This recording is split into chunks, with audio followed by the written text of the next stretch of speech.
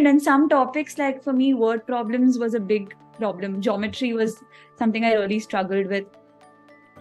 I think I took many weeks to get there, and I used to keep asking Akash, what are my next steps? And he used to be like, no, you have to go back, you have to go back, you have to go back to your concepts.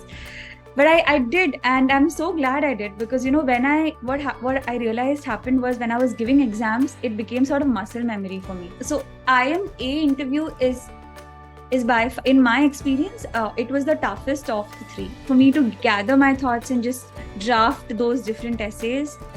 That took a lot of time. Okay.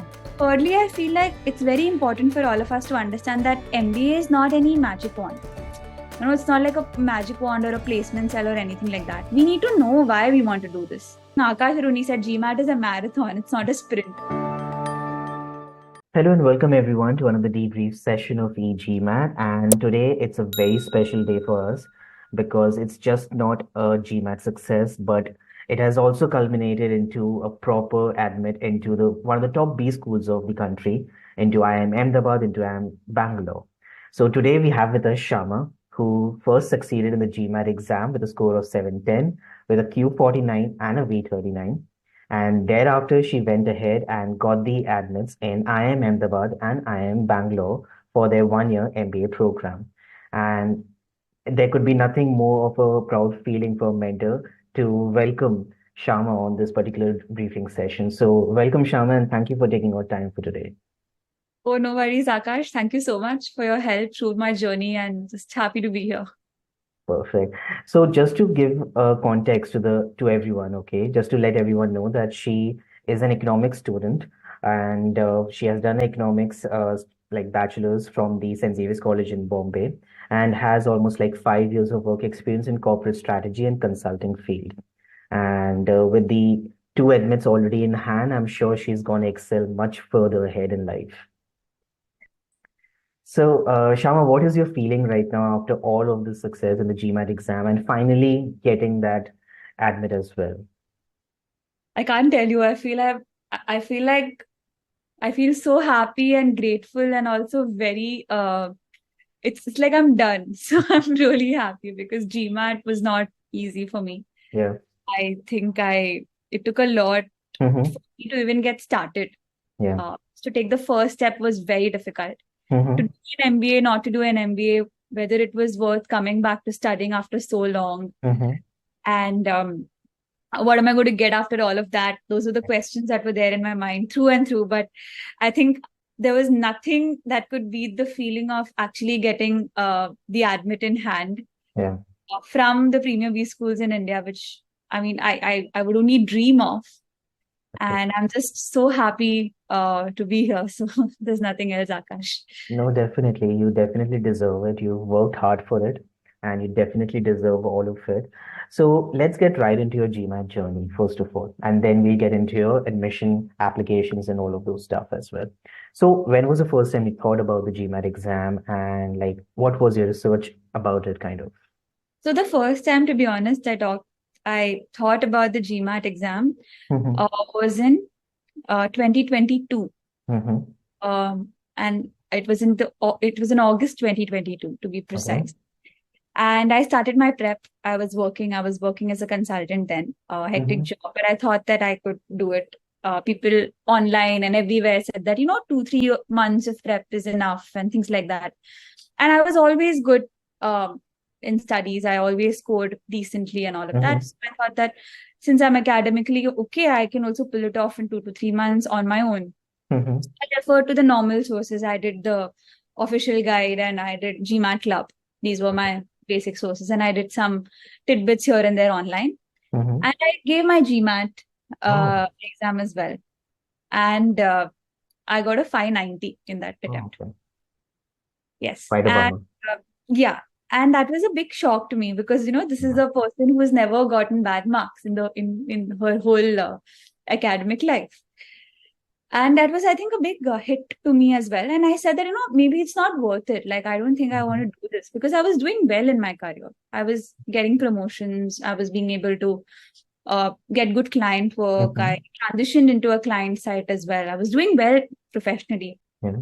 But I think my sister actually really pushed me. She said that, you cannot, you have to get it done. And, she started studying with me. And then because I was studying for GMAT on my own, I came Mm-hmm. across GMAT from GMAT Club, to be Okay. precise. And then uh, I decided that I needed one-to-one mentorship because I was Mm-hmm. not understanding what was wrong. So, for example, my quant score Mm-hmm. uh, for over 4 or 5 months was stuck at Q41.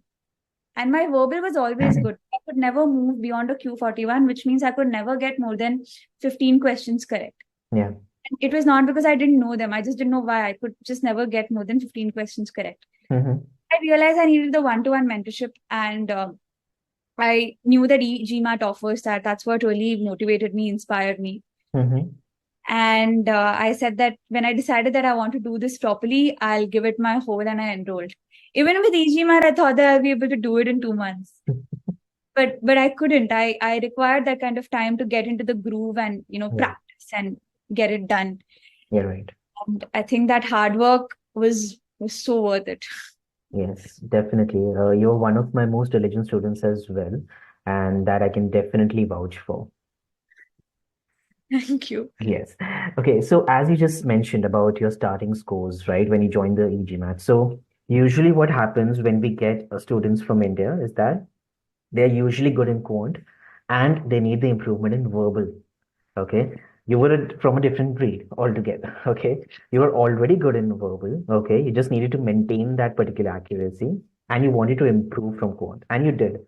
You improved from a Q41 to a Q49. Right. So talk us through your journey about the quant, about what you did and how you improved. I must tell you, I used to hate Akash. And I used to hate that cementing module in the e-GMAT portal because, oh my God, I could just never get through. So whoever's doing the portal, they'll also know this. So I was able to do the medium questions really well. Like I think in 1 or 2 attempts across topics, I was able to get the cutoff score. I don't think I ever struggled with that. But with hard, I just couldn't. And some topics, like for me, word problems was a big problem. Geometry was something I really struggled with. I think I took many weeks to get there, and I used to keep asking Akash, "What are my next steps?" And he used to be like, "No, you have to go back. You have to go back. You have to go back to your concepts." But I did, and I'm so glad I did because when what I realized happened was when I was giving exams, it became sort of muscle memory for me. I was not intimidated anymore by the questions or by how to approach them. The approach just flowed. So especially when you're doing DS, what happens is you have to know the approach you have to solve. You should not ideally get Mm, stuck, and that comes only when you do it again and again and again. right. That was one. The second thing I think cementing really helped me to do was I knew when to move on, you Yeah. know. So I realized that I used to get stuck and spend too much time on a question and things like that.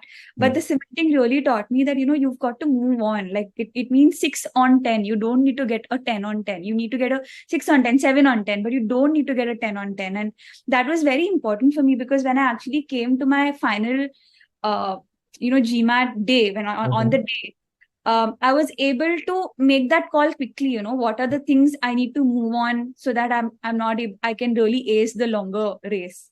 Mm-hmm. Whereas I think Akash Aruni said GMAT is a marathon, it's not a sprint. So you need to really like time yourself. And I think that was very helpful. The Q41 to 49, I would owe it completely to the cementing modules and to Akash's persistent go back to the basics part.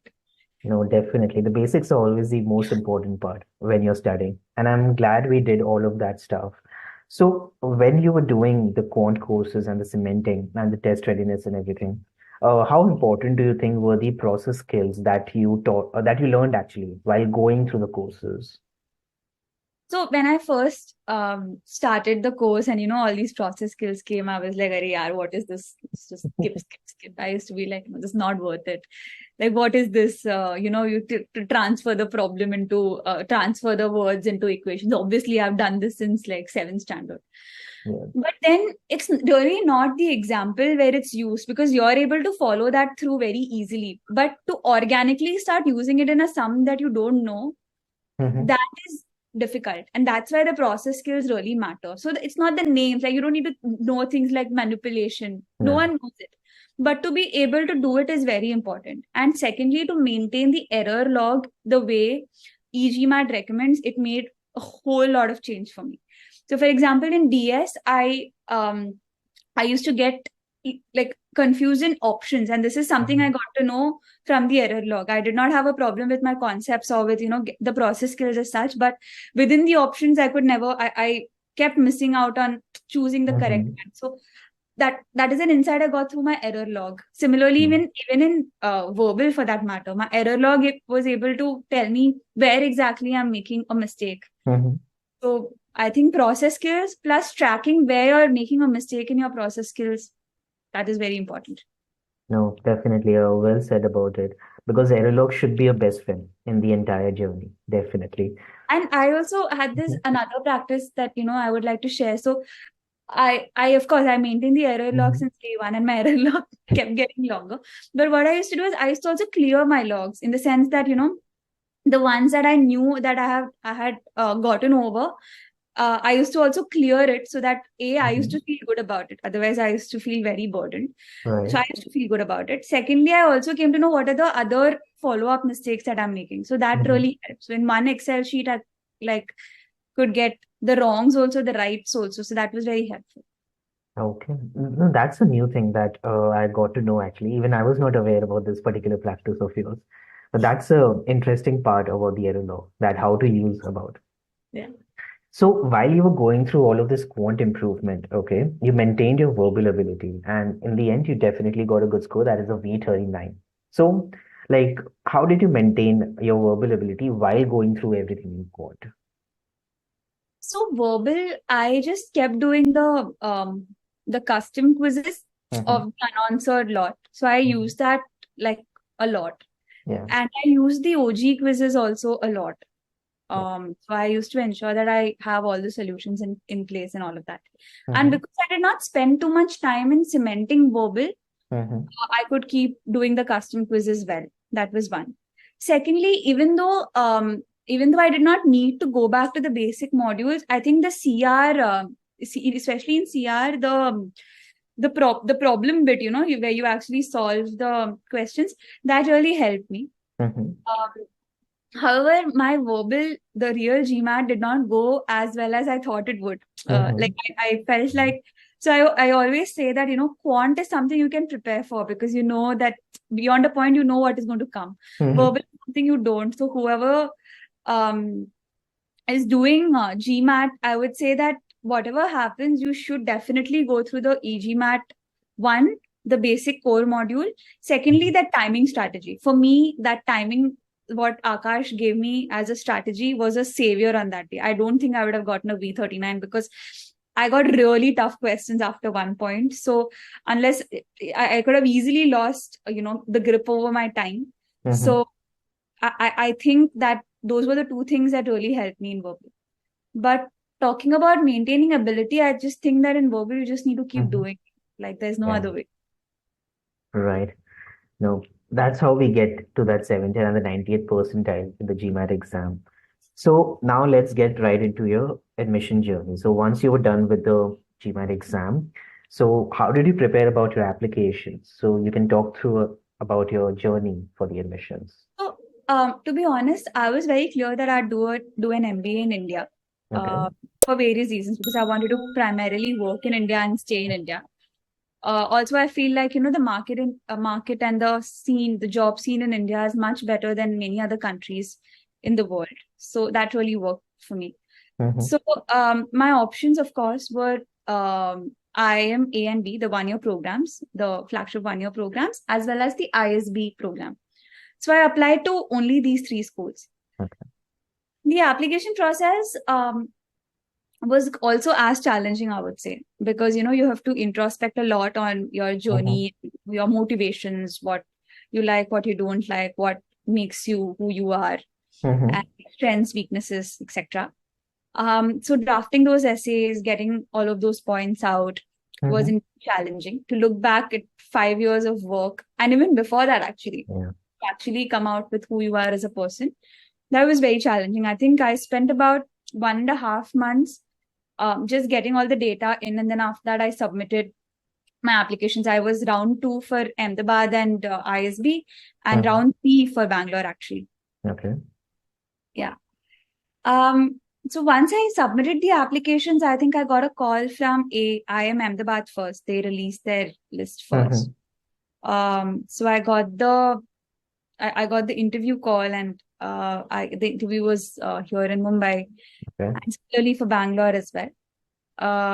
So for Ahmedabad, the interview, of course, see, the Ahmedabad interview is supposed is infamous or famous, you say, for being very grilling. Yeah. So for me also, there were no surprises there. Mhm.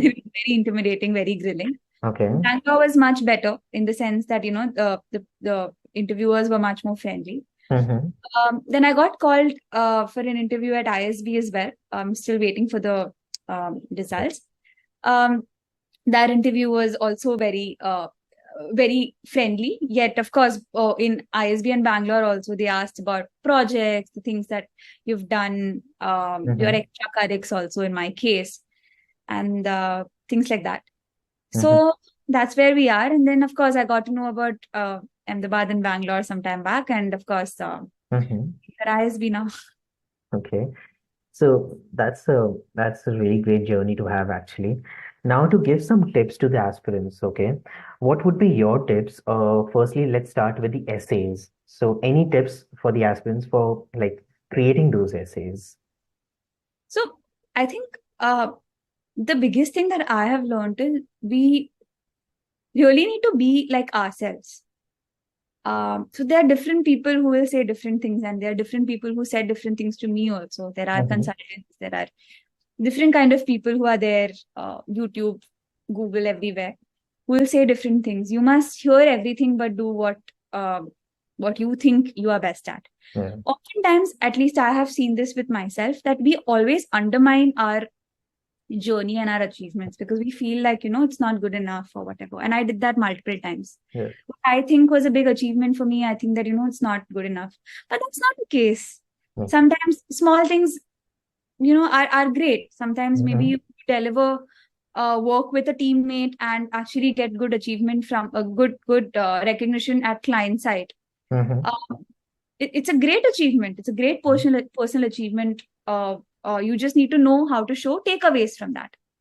So that's my first thing. Just be yourself. The second thing I think that's very important is start early. So for me, it took 2 months, and um, I must say that I'm actually good at writing. So Right. writing did not take much time for me. Mm-hmm. Drafting did not take much time for me, Yeah. but just the content itself was very humbling, and it was a lot. So for me to gather my thoughts and just draft those different essays, that took a lot of time. Uh, Okay. Thirdly, I feel like it's very important for all of us to understand that MBA is not any magic wand. It's not like a magic wand or a placement cell or anything like that. We need to know why we want to do this very clearly. Right. What we are and what we aspire to be. We need to have immense clarity on that before we step into any sort of a program or even into an interview, because you're going to be grilled on that. So I think talking to people, especially alums, like that's very important. You speak to alums, get their insight, get an idea into their career journey. That really helped me. Like for IIM Ahmedabad, really the way I prepared for an interview was Mm-hmm. I reached out to people on LinkedIn. Like I just said, IIM Ahmedabad current candidates. I sent a request with a message in that saying that, I'm an aspirant and I want to speak to you about about the process and the interviews. Mm-hmm. And I think I sent an invite to about 10 people. I think 6 of them responded. Well, And they were my biggest source of truth, you yes. know. And I think that really helps. So please reach out to alums. It makes a world of difference. And they're very approachable. Yes, that's actually the power of the network actually that you build even when you get into the B school. The Yeah. network and the benefits of that network will be immense. Yes. Perfect. So, like, how many drafts did you prepare for your essays? For ISB, of course, I had some help. So ISB, I think about 4. Okay, For IMA, I prepared the most. okay, IMA, I think I prepared about 6, 7 drafts. right. So what I did was there was a content. document that I made. So basically, you have all this, you will read this online also, your star format, this and that. So over there you put in all your stuff, and then each essay I used to take one anecdote and instance and try to write it down. Right. Perfect. What about your tips about any recommendations? Were they used in the admission process? Yeah. So for recommendations, I just reached out to my peers, my managers actually. Mm-hmm. And they were very kind. They gave the recommendation. However, advice is to reach out to them early. That's important.